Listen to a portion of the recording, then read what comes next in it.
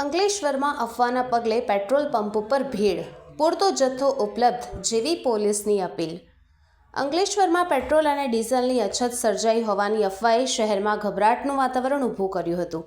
આ અફવાના પગલે વાહન ચાલકો મોટી સંખ્યામાં પેટ્રોલ પંપ ઉપર ઉમટી પડ્યા હતા અને મોડી રાત સુધી લાંબી લાઈનો જોવા મળી હતી.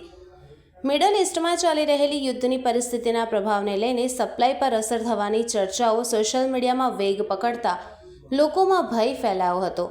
આગોતરા સાવચેતી રૂપે ઘણા લોકોએ પેટ્રોલ ડીઝલ ભરાવવાનું શરૂ કરતા અચાનક માંગમાં વધારો નોંધાયો હતો, જેના કારણે પેટ્રોલ પંપ ઉપર ભીડ અને થોડી અવ્યવસ્થા સર્જાઈ હતી.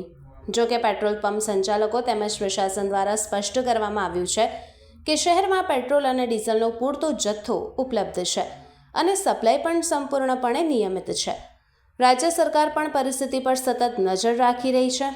અંકલેશ્વર પોલીસે નાગરિકોને અપીલ કરી છે કે અફવાઓથી દૂર રહે અને બિનજરૂરી રીતે પેટ્રોલ પંપ ઉપર ભીડ ન કરે.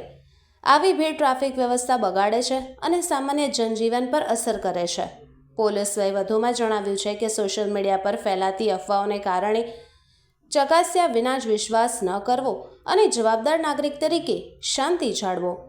ઉલ્લેખનીય છે કે અંકલેશ્વરના તમામ પેટ્રોલ સંચાલકોએ પ્રતિ ટુ વ્હીલર વાહન ₹200નું જ પેટ્રોલ ભરી આપવાનો નિર્ણય પણ જાહેર કર્યો છે.